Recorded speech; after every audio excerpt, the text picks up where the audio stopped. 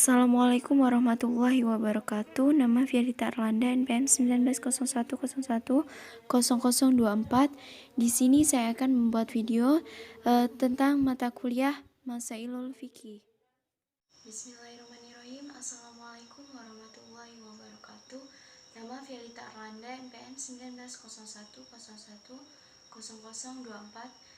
Baiklah, di sini saya akan menyampaikan materi yang pertama tentang nikah beda agama, yang kedua monogami, poligami, dan nikah mut'ah, yang ketiga homoseksual dan lesbian, yang keempat khitan wanita, yang kelima zakat hasil tanah yang disewakan, dan yang terakhir tentang zakat dan pajak.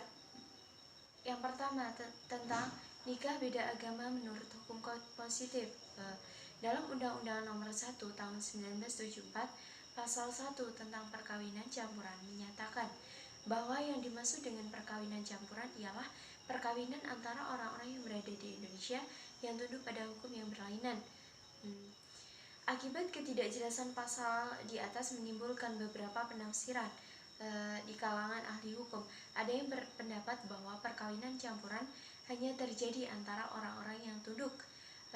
Ada pula yang berpendapat bahwa perkawinan antara orang-orang yang berlainan agama. Ada juga yang berpendapat antara orang-orang yang berlainan asal daerahnya. Berbeda dengan pasal 57 Undang-Undang Nomor 1 Tahun 1974 yang sudah jelas menyatakan bahwa perkawinan campuran adalah perkawinan antara dua orang yang tinggal di Indonesia yang tunduk pada hukumnya yang berlainan karena perbedaan kewarganegaraan dan salah satunya berkewarganegaraan Indonesia.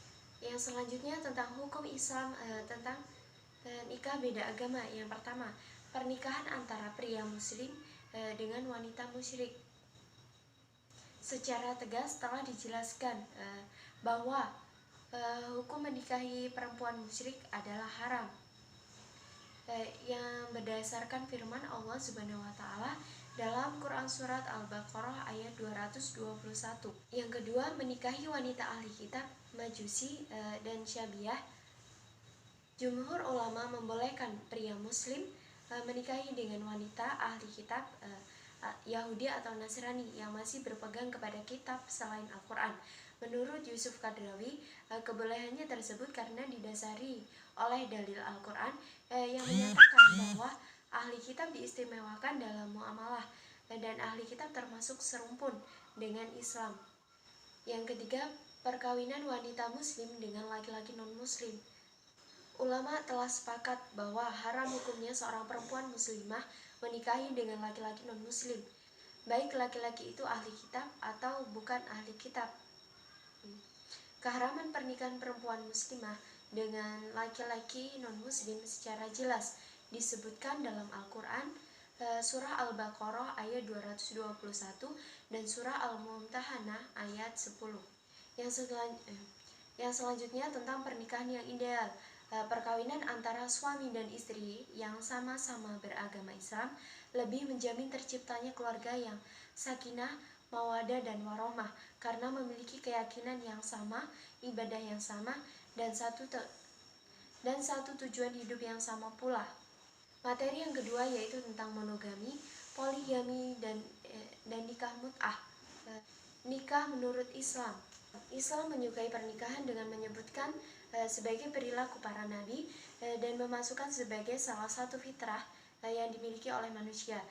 Rasulullah SAW bersabda, 4 fitrah yang dimiliki oleh manusia yaitu memakai pacar, wangi-wangian, bersiwak atau gosok gigi, dan nikah. Terkait dengan rukun nikah, para ulama sepakat terdapat 5 hal yang menjadi rukun nikah. Yang pertama, adanya calon suami istri. Yang kedua, wali dari calon istri. Yang ketiga, 2 orang saksi. Yang keempat, mahar atau mas kawin. Dan yang terakhir yaitu ijab qabul. Yang selanjutnya tentang hikmah nikah. Pendapat Syed Syabik dalam kitabnya hikmah dari sebuah pernikahan yaitu yang pertama, nafsu seks termasuk tuntutan terkuat dan selalu meliputi kehidupan manusia. Yang kedua, pernikahan jalan terbaik untuk melahirkan anak, memperbanyak kelahiran, dan melestarikan kehidupan dengan selalu menjaga keturunan. Yang ketiga, naluri kebapaan dan keibuan akan tumbuh dan berkembang. Dan yang terakhir, rasa tanggung jawab dari pernikahan serta mengurus anak dapat membangkitkan semangat dan mencurahkan segala kemampuan dalam memperkuat potensi diri. Kemudian tentang hukum pernikahan, para ulama mengemukakan hukum nikah yaitu sebagai berikut. Yang pertama, wajib. Hukum ini layak dibebankan kepada orang yang telah mampu memberi nafkah, jiwanya terpanggil untuk nikah, dan jika tidak nikah, khawatir terjerumus ke dalam perzinahan. Yang kedua, sunnah. Hukum ini pantas bagi orang yang merindukan pernikahan dan mampu memberi nafkah, tapi ia masih mampu menahan dirinya dari perzinahan. Yang ketiga, hukumnya haram. Hukum ini layak bagi orang yang tidak mampu memberi nafkah, dan jika ia memaksakan dirinya untuk menikah, akan mengkhianati istri atau suaminya. Yang selanjutnya tentang hukum monogami dan poligami. Hukum dalam Islam tidak terlepas dari ilatnya. Asal perintah monogami dalam pernikahan dapat berubah menjadi perintah berpoligami jika benar-benar ditemukan ilatnya yang dibenarkan. Maka muncullah permasalahan baru setelah Islam membolehkan monogami, yaitu persoalan poligami. Kemudian tentang kebolehan berpoligami. Menurut Yusuf Qadrawi, kondisi darurat yang dengannya seorang laki-laki dibolehkan berpoligami, yaitu yang pertama, ditemukan seorang suami yang menginginkan keturunan, akan tetapi ternyata istrinya tidak dapat melahirkan anak disebabkan karena mandul. Yang kedua, di antara suami ada yang memiliki oversex. Yang ketiga, jumlah wanita lebih banyak dibanding dengan laki-laki, khususnya setelah terjadi peperangan. Yang selanjutnya tentang hikmah berpoligami. Rashid Ridho berpendapat bahwa yang pertama, untuk mendapatkan anak bagi suami yang subur dan istri yang mandul. Yang kedua, menjaga keutuhan keluarga tanpa harus mencari istri pertama, meski ia tidak berfungsi semestinya sebagai istri karena cacat fisik atau sebagainya. Yang ketiga, untuk menyelamatkan suami yang hiperseks. Yang terakhir, menyelamatkan harkat dan martabat wanita dari krisis akhlak. Adapun hikmah kebolehan Rasulullah beristri lebih dari 4, yaitu dikemukakan oleh Abbas Mahmud Al-Akkad, yaitu sebagai berikut. Yang pertama, untuk kepentingan pendidikan dan pengajaran agama. Yang kedua, untuk kepentingan politik. Yang ketiga, untuk kepentingan sosial dan kemanusiaan. Kemudian tentang nikah mut'ah. Semarak nikah mut'ah atau sering disebut dengan nikah kontrak. Kata mut'ah berasal dari bahasa Arab yang mempunyai arti antara lain bekal yang sedikit dan barang yang menyenangkan. Pengertian ini sejalan dengan kata mut'ah yang terdapat dalam Al-Quran yang berarti bercampur atau bersenang-senang bersama istri dengan bersenggama, dan memberi yang menyenangkan oleh suami kepada istrinya yang dicerai. Mut'ah pada zaman Nabi. Menurut Yusuf Qadrawi, rahasia dibolehkannya nikah mut'ah pertama kali pada zaman Nabi karena umat ketika ia berada pada masa transisi dan dari dunia jahiliyah ke dunia Islam. Mana pada zaman jahiliyah perzinahan merupakan budaya yang sudah menyebar luas. Diperbolehkannya nikah mut'ah pada zaman Nabi memiliki alasan. Yang pertama, merupakan keringanan hukum untuk memberikan jalan keluar dari problematika yang dihadapi oleh kedua kelompok orang yang imannya kuat dan imannya lemah. Yang kedua, sebagai langkah perjalanan hukum Islam menuju ditetapkannya kehidupan rumah tangga yang sempurna. Kemudian tentang nikah mut'ah pada masa kini. Nikah mut'ah pada masa kini dikatakan batil dan sangat mudah untuk ditolak baik secara akli maupun nakli. Seperti yang sudah dijelaskan.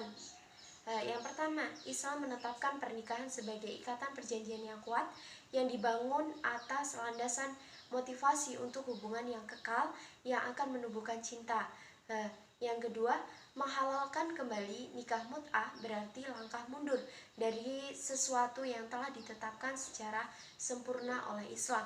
Yang ketiga, alasan darurat untuk menghalalkan kembali nikah mut'ah merupakan alasan yang dibuat-buat. Dan yang terakhir yaitu dampak negatif yang diakibatkan dari nikah mut'ah sangat merusak dimensi sosial. Materi yang ketiga yaitu tentang homoseksual dan lesbian. Penyebab dan dampaknya yaitu yang pertama, dampak negatif yang dimaksud yaitu si laki-laki homo tidak memiliki rasa tertarik kepada wanita. Yang kedua, si laki-laki homo dapat terjangkit penyakit kejiwaan. Yang ketiga, si laki-laki homo dapat terkena gangguan syaraf otak yang dapat melemahkan daya pikir dan semangat kerjanya. Yang selanjutnya tentang hukum homo dan saksi bagi pelakunya. Hal ini pun terjadi perbedaan pendapat di kalangan para ulama yang tidak lebih berkisaran pada 3 hukuman. Yang pertama dihukum mati, yang kedua dihukum seperti hukum zina. Artinya jika pelakunya pejaka atau ghairu muhson, ia harus didera 100 kali. Jika pelakunya sudah kawin atau muhson, ia harus dirajam sampai mati. Yang terakhir yaitu diganjar dengan hukuman takzir. Materi yang keempat yaitu tentang khitan wanita. Yang pertama, batasan khitan wanita dan hukumnya. Menurut Al-Mawardi, khitan wanita adalah memotong kulit yang paling atas pada alat kelamin yang berbentuk seperti biji-bijian atau bagian jengger ayam jago. Yang wajib untuk dipotong adalah kulit bagian atas alat kelamin tersebut dengan tidak melepaskan potongannya. Nah, tentang hukum khitan bagi laki-laki maupun wanita, menurut Mahmud Saltut tidak terdapat nas yang dapat menjadikan pegangan hukum, maka hukumnya harus diusahakan dengan ijtihad. Dr. Sabiri Al-Kubani dalam kitabnya mengemukakan beberapa dampak positif yang dapat diakibatkan oleh praktik khitan. Yang pertama, kulit jakar yang terkelupas akibat khitan dapat menyelamatkan seorang dari peluh berminyak dan sisa kencing yang mengandung lemak dan kotor. Yang kedua, dengan dipotongnya kulup dapat terselamatkan dari bahaya terganggunya hasyafah ketika mengembang. Yang ketiga, khitan dapat mempengaruhi terjangkitnya penyakit kanker. Dan yang terakhir yaitu menyegerakan khitan bagi anak dapat menghindari anak itu dari mengompol. Yang selanjutnya materi yang kelima yaitu tentang zakat dan zakat hasil tanah yang disewakan. Pengertian zakat berasal dari bahasa Arab. Secara bahasa artinya suci, tumbuh berkembang dan berkah. Maka zakat secara bahasa ini mencerminkan sifat zakat yang dapat menyucikan harta dan jiwa serta mengandung nilai positif yang dapat dikembangkan berupa kebaikan bagi para muzaki dan kemaslahatan ekonomi bagi para mustahik. Pengertian dan dasar hukumnya. Sebelum menjelaskan pengertiannya, pentingnya rasanya untuk mengedepankan berupa komponen yang berupa terpenuhi dalam transaksi zakat hasil tanah yang disewakan. Yang pertama, sebidang tanah yang disewakan. Yang kedua, pemilik tanah atau orang yang menyewakan tanahnya kepada orang lain. Yang ketiga, penyewa tanah sekaligus penggarap tanah yang disewakan. Siapa yang wajib mengeluarkan zakatnya? Terdapat kesepakatan di kalangan para ulama. Mereka berselisih dalam menetapkan hukumnya seperti yang telah diuraikan. Yang pertama, menurut jumhur ulama bahwa yang wajib mengeluarkan zakat hasil tanah yang disewakan adalah pihak penyewa. Yang kedua, menurut pendapat Abu Hanifah dan pengikutnya bahwa pemilik tanahlah yang wajib mengeluarkan zakatnya, karena dari sebab tanah itulah hasil tanah yang diperoleh. Tanpa tanah tak akan dapat dihasilkan apa-apa. Yang ketiga, menurut Imam Malik, Syafi'i, Imam At-Tasyuri, Imam Ibnu Mubarak, dan Imam Ibnu Tsaur berpendapat penyewa tanahlah yang wajib membayar zakat. Pendapat ini sejalan dengan pendapat poin pertama. Materi yang terakhir yaitu tentang zakat dan pajak. Persamaan dan perbedaannya, yaitu terdapat beberapa unsur persamaan dan perbedaan yang ditemukan di dalam keduanya macam kewajiban tersebut, seperti dijelaskan oleh Yusuf Qadrawi dalam bukunya Fikih Zakat, yaitu yang pertama, zakat dan pajak masing-masing merupakan kewajiban yang harus dipenuhi dengan baik oleh umat Islam yang telah memenuhi syarat. Yang kedua, zakat dan pajak masing-masing diserahkan kepada lembaga yang berwenang untuk menanganinya, maka pajak diserahkan kepada negara dan zakat diserahkan kepada lembaga pengelola zakat. Yang ketiga, bagi para wajib pajak dan zakat masing-masing keduanya sama-sama tidak mendapatkan imbalan. Dan yang terakhir, zakat dan pajak masing-masing keduanya memiliki manfaat sosial, ekonomi, dan politik. Adapun untuk membedakan zakat dan pajak yaitu sebagai berikut. Yang pertama, zakat mengandung arti kesucian, tumbuh dan berkembang, sedangkan pajak mengandung arti beban yang berat. Yang kedua, zakat merupakan rukun Islam dan termasuk ibadah yang harus diniatkan, sedangkan pajak tidak termasuk rukun Islam dan mengeluarkan tidak wajib niat.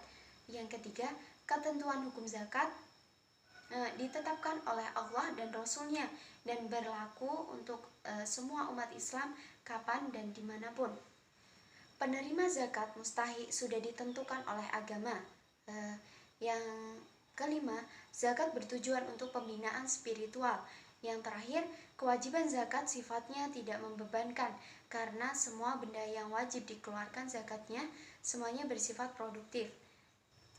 Antara kewajiban zakat dan pajak, pendapat ulama yang pertama, menurut Syed Ridho berpendapat bahwa orang yang mempunyai kewajiban kedua-duanya, zakat dan pajak, secara bersamaan waktunya, maka dengan hanya pembayaran zakat tidak dapat menggugurkan kewajiban pajaknya. Demikian juga sebaliknya. Yang kedua, menurut Mahfud Syaitut berpendapat bahwa pajak bukanlah zakat, demikian juga sebaliknya. Menurut Abu Zahra, zakat dapat memenuhi tuntutan pajak, sedangkan pajak tidak memenuhi ketentuan zakat. Hukumnya, menurut Dr. Yusuf Qadrawi dalam bukunya, yang pertama, kelompok pertama ulama yang mengharamkan.